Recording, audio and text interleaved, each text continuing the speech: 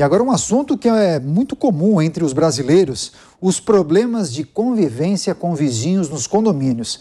E curiosamente, a letra C domina as discussões. Por exemplo, cachorro, carro, criança, cano, calote. E com a pandemia, claro, uma sexta letra foi inserida, a Covid. Para falar sobre esse assunto, nós vamos conversar a partir de agora com o Rodrigo Carpá, advogado especialista em direito condominal, a quem eu agradeço demais pela participação. Seja muito bem-vindo.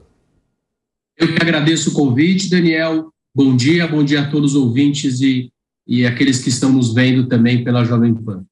Perfeito. Para começar esse bate-papo, essa entrevista, eu gostaria que o senhor compartilhasse com a audiência da Jovem Pan News se existe alguma regra, alguma sugestão para que as pessoas possam viver em harmonia dentro dos condomínios, pensando justamente nesses itens que começam com a letra C. Esses são apenas alguns dos itens, né? Infelizmente, o convívio dentro de condomínios deveria sempre a busca da harmonia, a utópica busca da harmonia geral, mas infelizmente, quando a gente convive dentro de um espaço pequeno, a tendência dos grandes centros é cada vez mais as pessoas estarem dentro de condomínios. Então, no passado, as pessoas viviam em casas, tinha um vizinho na frente, um ao lado, e às vezes um ao outro lado, e só hoje, alguns condomínios, um andar compartilha às vezes de 15, 20 vizinhos ao lado, 15 vizinhos em cima, 15 vizinhos embaixo. Então, logicamente que o objetivo é a busca de uma harmonia. O que contribui para a busca dessa harmonia é sempre uma gestão proativa, a conscientização de um bom síndico que possa trabalhar e buscar as soluções dos conflitos. Via de regra, os conflitos dos condomínios não nascem grandes, então aquele pequeno vazamento que atrapalha o vizinho, se ele for rapidamente solucionado, ele se torna um problema resolvido. Se aquela goteira continuar, vai atingir o de baixo e depois fica muito mais difícil. Os ânimos se afloram, as pessoas se incomodam, elas querem tranquilidade dentro do local que elas residem, e a boa gestão, Daniel, a gestão proativa, a compreensão, o engajamento dos condôminos contribui para a minimização de conflitos dentro do condomínio. O nível zero de conflitos, infelizmente, é muito difícil, mas nós temos condomínios que vivem muito mais harmoniosos do que outros condomínios, porque existe um convívio onde as pessoas se colocam no lugar do próximo e, com certeza, a ajuda proativa do síndico e da gestão faz muita diferença nesse cenário. Perfeito. Entrevista importante com o Rodrigo Carpá, advogado especialista em direito condominial. Agora, doutor, já que o senhor mencionou vazamento, isso é muito mais comum do que se imagina. Quando o condômino se depara com uma situação dessa, cabe a ele correr atrás para notificar morador, investigar quais são os apartamentos que estão com esse problema, onde se originou o vazamento, ou é preciso inicialmente notificar o condomínio? Porque eu sei de pessoas que logo de cara acabam judicializando a questão. O que o senhor poderia compartilhar em relação aos procedimentos mais adequados para essa situação? A judicialização, ela deve ser o último caminho dessa solução. Parece simples, mas não é tão simples, porque o vazamento, ele pode ser de responsabilidade do condômino, daquela unidade, mas muitas vezes ele pode ser de responsabilidade do condomínio. Via de regra, a gente costuma dizer que o vazamento, quando ele é um vazamento horizontal, aquela prumada que serve todo o condomínio, via de regra, a responsabilidade é do prédio. E se o vazamento ele é horizontal, a responsabilidade, se ele é vertical, a responsabilidade é entre unidades. Então, via de regra, aquele banheiro que está vazando, aquela torneira que vaza na cozinha e causa prejuízo embaixo. Mas muitas questões podem não ser tão simples. Um vazamento da coluna pode ter sido originado por um ramal não resolvido e vice-versa. Então, o primeiro caminho, o caminho mais saudável é chamar alguém para avaliar o problema. Pode ser alguém do conhecimento daquele condômino, ou ele também pode acionar o condomínio, que deve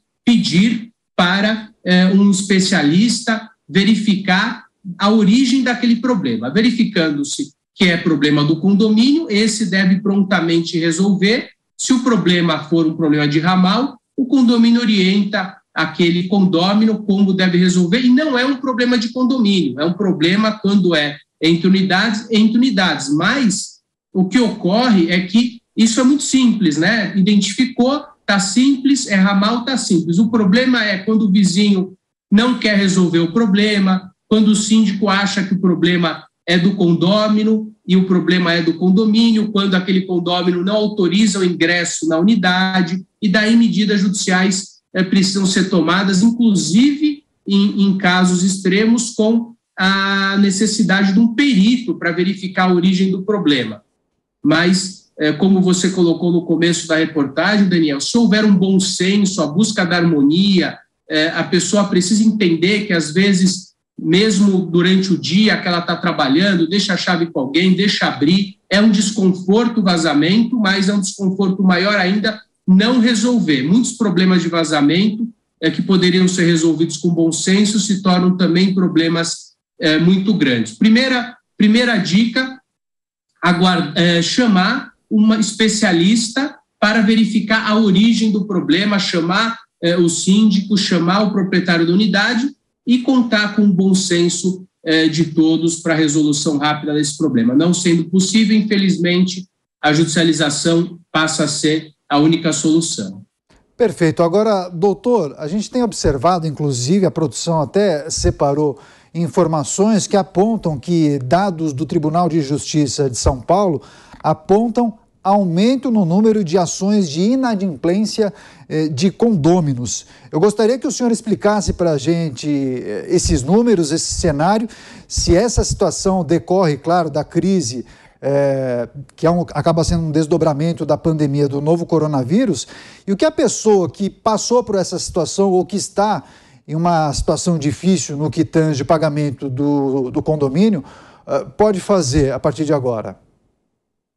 Então, esses números, eles são números significativos, mas, diferente do que todos imaginaram, os números da inadimplência, desde o início da Covid, desde meados de 2019, nós tivemos uma diminuição no número de ações, porque as pessoas passaram a residir mais nas suas casas, a valorizar mais os seus lares, e no momento onde nós tivemos lockdown, as pessoas não tinham aonde sair para gastar o dinheiro e acabavam investindo na própria unidade. Então, condomínios foram reformados, academias foram reajustadas às necessidades atuais, mas com esse momento econômico que nós estamos vivendo, esses números começam a dar sinais de piora, e isso é muito preocupante, porque o condomínio, ele não ofere lucro, ele vive do rateio das despesas dos condôminos. Então, se eu tiver um condomínio com 10 unidades e uma não pagar, eu vou onerar aqueles condôminos pagantes em 10%. Se eu tiver de 10 unidades, 2 que não pagam, eu vou ter 20% a mais do que deveria ser aquela cota condominial, porque o condomínio, para receber, vai ter que ingressar com uma ação judicial, aguardar os trâmites legais, e isso, por mais que não seja mais tão moroso como já foi no passado, com a reforma do CPC, ainda é algo que demora, e se a pessoa não chegar a um acordo, não conseguir arcar com esse valor, ela vai perder o imóvel no leilão, e isso requer uma perícia judicial, uma avaliação, a primeira praça, a segunda praça, embargos, enfim, uma série de medidas protelatórias por parte do devedor, e esse cenário pode levar 1, 2, 3, 4, 5 anos. Então, nesse meio tempo, quem paga a conta é aquele que está adimplente. Imagina um cenário hipotético de 10 unidades, onde metade não paga um condomínio. Então, aquele condomínio, para aquele condômino adimplente, que deveria ser, por exemplo, de forma hipotética, R$100, ele vai pagar o dobro, vai pagar 50% mais para conseguir arcar com as necessidades básicas, porque o condomínio não ofere lucro. O condomínio é um rateio de despesa para fazer frente às necessidades daquela coletividade e deixar o condomínio funcionando. Mas também é muito importante que o síndico tome medidas para que o condomínio seja justo, para que não tenha uma folga muito grande no caixa desnecessária. É importante que aquela previsão orçamentária preveja um índice de inadimplência, caso ocorra. E, na prática, quando aquela unidade é penhorada, a hora que aquele dinheiro volta para o condomínio, dificilmente a taxa condominial, a cota condominial é diminuída. Aquele dinheiro é utilizado por benfeitorias ou para repor o caixa do condomínio. Dicas de boa convivência e também de boa gestão nos condomínios. Em destaque na entrevista com o Rodrigo Carpá, advogado especialista em direito condominial, a quem eu agradeço demais pela participação. Volte mais vezes à Jovem Pan. Doutor, até a próxima. Eu que agradeço, até a próxima.